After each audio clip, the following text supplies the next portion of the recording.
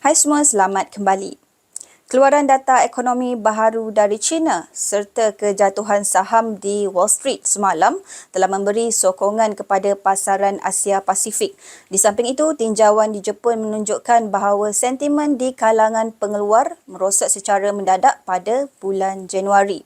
Sementara itu, harga minyak yang terikat dengan aset-aset komoditi menjunam walaupun kebimbangan peningkatan ketegangan di Timur Tengah. Baiklah, mari kita lihat bagaimana mata wang Asia bertindak balas terhadap peristiwa ini serta peristiwa lain untuk hari ini. Keluaran satu siri statistik di China hari ini mengesahkan pemulihan tidak sekata di negara ekonomi kedua terbesar dunia itu. Walau bagaimanapun, pertumbuhan KDNK China masih melebihi sasaran Beijing sebanyak 5%. Pada suku keempat 2023 dan sepanjang tahun lalu, KDNK China meningkat kepada 5.2%. Walaupun ianya lebih rendah berbanding ramalan, lantunan sederhana yang dibuat adalah lebih baik berbanding permulaan yang goyah pada tahun lepas. Walau bagaimanapun, ia merupakan pengukuhan kecil. Data lain yang dikeluarkan pada hari Rabu adalah bercampur-campur. Contohnya, jualan runcit menurun manakala pelaburan meningkat. Walau bagaimanapun, kadar pengangguran mencatatkan peningkatan. Pada masa yang sama, keluaran perindustrian China meningkat kepada 6.8% pada bulan Disember dan menunjukkan pertumbuhan paling ketara sejak Februari 2022. Semua laporan ini mengesahkan fakta bahawa ekonomi negara itu kelihatan rapuh dan masih memerlukan sokongan daripada pihak pengawas selia. Kebimbangan mengenai penggunaan domestik Jepun yang rapuh telah diburukkan lagi oleh permintaan luar yang lemah, terutamanya dari China. Sejak gempa bumi yang melanda pada awal tahun ini, pihak berkuasa negara itu telah berhadapan dengan inflasi yang lebih rendah dan data gaji yang lebih lemah. Pada bulan Januari, indeks sentimen pengeluar berkurangan kepada 6 daripada 12 berbanding bulan sebelumnya. Atas pelbagai sebab dalaman, peluang Bank of Japan untuk meninggalkan dasar kadar faedah negatifnya telah berkurangan dengan ketara dan mata wang negara itu telah susut nilai. Di samping itu, mata wang yen berada di bawah tekanan daripada hasil perbendaharaan dan dolar AS yang melambung tinggi. Ucapan semalam oleh Wakil Fed nampaknya telah meyakinkan pasaran bahawa pihak pengawas selia tidak berniat untuk bertindak secara agresif.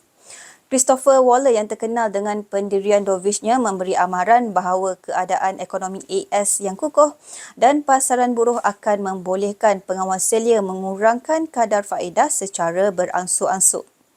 Beliau berkata, "Saya tidak nampak keperluan untuk segera bertindak atau memotong kadar secara mendadak seperti sebelum ini," ujarnya.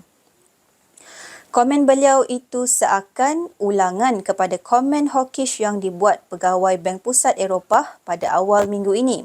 Kebanyakan wakil pengawas selia AS juga berucap dalam nada yang sama. Bagaimanapun, sikap hawkish Christopher Waller menyebabkan pasaran menimbang semula jangkaan mereka bahawa akan berlakunya pemotongan kadar di Amerika Syarikat. Kesan dari ucapan Waller telah menyokong hasil perbendaharaan AS dan dolar AS.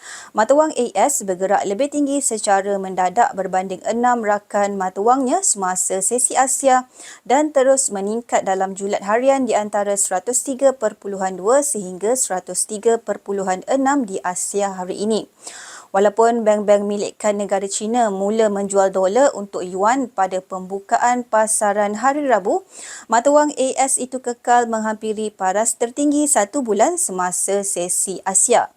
Dalam kes ini, senario kenaikan harga boleh berterusan dan menolak dolar ke arah rintangan 103.5 atau lebih tinggi ke kawasan di antara 104.0 sehingga 104.2. Di samping itu, penanda aras hasil nota perbendaharaan AS 10 tahun kekal stabil di atas paras ambang 4.0% memberikan sokongan kepada dolar AS. Pergerakan dolar AS berbanding yen semalam menunjukkan bahawa hasil bon kerajaan AS terus memberi kesan besar kepada mata wang negara Jepun. Ia telah pun jatuh sebanyak 4% sejak awal Januari dan aliran menurun mungkin berterusan. Dengan Bank of Japan kekal dengan pendirian yang sama sehingga sekurang-kurangnya bulan Mac atau sehingga pertengahan tahun, mata wang negara itu masih mempunyai sedikit peluang untuk mengukuh. Itulah sebabnya mengapa kadar yen berbanding dolar AS telah melonjak ke paras tertinggi 6 bulan pada kawasan 147.9. Pada carta harian, pasangan dolar yen terus mengekalkan momentum kenaikan harga dalam sempadan di antara 147.0 sehingga 147.9 hari ini dan yen Jepun mungkin menguji tahap 148 dan kawasan rintangan 148.5 sehingga 148.8. Lewat minggu ini, Jepun akan mengeluarkan data inflasi pengguna.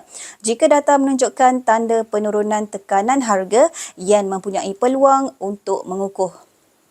Dengan latar belakang kegawatan geopolitik, kejatuhan harga minyak dan data bercampur-campur dari China, mata wang OC kekal hampir tidak membuat pertumbuhan hari ini. OC didagangkan dalam kawasan menurun antara 0.654 dan 0.666. Kejatuhan berturut-turut OC mungkin berterusan berlatar belakangkan mata wang AS yang semakin kukuh.